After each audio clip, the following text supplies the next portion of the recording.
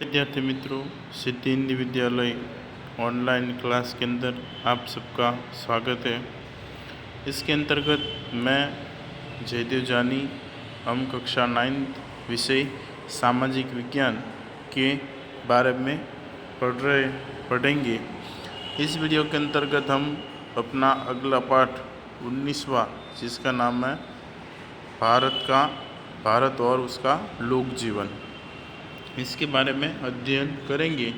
लेकिन उससे पहले पाठ के बारे में थोड़ी जानकारी कि इस पाठ के अंतर्गत हम क्या क्या देखने वाले हैं वो बता दूं। अगली कक्षा में कक्षा 8वीं के अंदर हम इनके बारे में जानकर आए, जिसमें हमने उत्तर भारत का लोक जीवन, दक्षिण भारत का, पश्चिम भारत और पूर्वी भारत के बारे में जानकारी प्राप्त की थी। इस कक्षा के अंदर हमें इस पाठ से रिलेटिव और इन चारों पश्चिम, उत्तर, दक्षिण और पूर्व भारत के बारे में और अधिक जानकारी प्राप्त करनी है।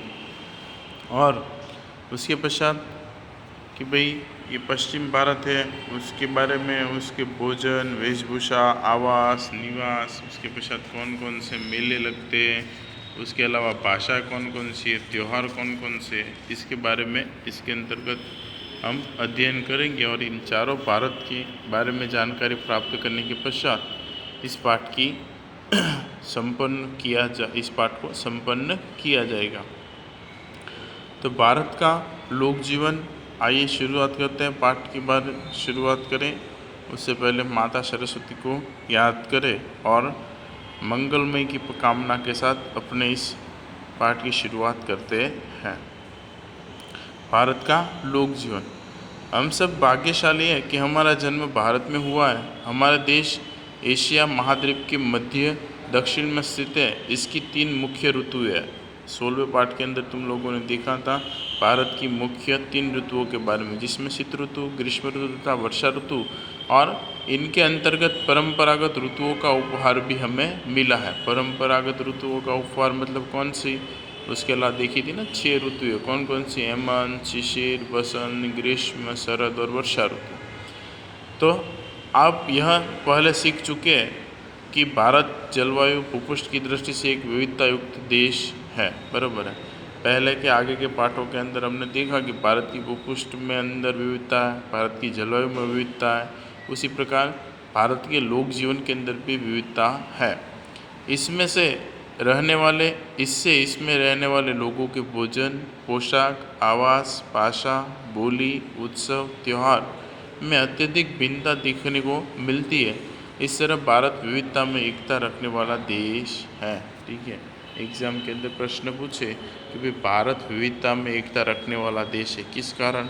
तो क्या लिखोगे कि यहाँ पर रहने वाले लोगों के भोजन, पोशाक, आवास, भाषा, बोली, उत्सव, त्यौहार में अत्यधिक विभिन्नता देखने को मिलती है, इसलिए भारत विविधता में एकता वाला देश है। मानवीय भोजन और पहनावे, पोशाक पर भौगोलिक तथा जलवायु का असर साफ साफ देखने को मिलता है। मानवीय भोजन और जलवायु के अंतर्गत, ठीक है, पोशाक और पहनावा के अंदर किसका? तो जलवायु का प्रभाव साफ साफ देखने को मिलता है। जैसे कि समुद्री तट पर बसने वाले लोग भोजन में भात तथा मछलियाँ खाते हैं। इसके अलावा तुम लोग देखो कि भाई अभी गर्मी काल चल रहा है, तो गर्मी की सीज़न के अंदर हम ढीले ढाले और खुले कपड़े पहनते हैं। ठंडी के अंतर्गत हम कौन से? तो गर्म और मोटे वस्त्र पहनते हैं। और वर्षा ऋतु के अंतर्गत हम कोट या किसका इस्तेमाल करते हैं? छाते का इस्तेमाल करते हैं। तो ये क्या दर्शा रहा है कि भाई जलवायु के विविधता के आधार पर हमारे यहाँ हमारे पहनावे और भोजन के अंदर भी विविधता दिखाई देती है। खान पान के अंदर गर्मियों के अंदर हम ठंडा खाते हैं, ठंडी की सीज़न के अंदर गर्म खाते हैं। ठीक है, तो ऐसे खान पान के अंदर भी विविधता दिखाई देती है। उसी प्रकार विस्तारों के आधार पर भी कि भाई कोई समुद्री भारत के 5 भूपृष्ठ भाग हमने देखे, हिमालय, उसके पश्चात तटीय मैदान, फिर उसके पश्चात द्वीप समूह, पठारी प्रदेश, समुद्री तटीय विस्तार, इन सब अलग अलग 5 भागों के बारे में जानकारी प्राप्त की थी। तो यहाँ पर रहने वाले भागों के आधार पर, जैसे कि समुद्री तट पर रहने वाले लोगों का मुख्य खुराक है भात और मछली। उसके पश्चात पंजाब, मध्य प्रदेश, गुजरात की मुख्य फसल कौन सी है? गेहूँ। इसलिए इन प्रदेश के निवासी मुख्य आहार के रूप में गेहूँ तथा गेहूँ से बनी चीज़ों का उपयोग करते हैं। इस तरह पहनावे पर भी भौगोलिक तथा जलवायु का प्रभाव स्पष्ट दिखाई देता है। ठंडे पहाड़ी प्रदेश में रहने वाले लोगों का पहनावा ऊनी तथा पूरा शरीर ढक सके ऐसा होता है। देखते हो ना, जम्मू कश्मीर का पहनावा देखते हो तो पूरा का पूरा सर भी ढका हुआ होता है, सर पर भी टोपी पहनकर घूमते हैं।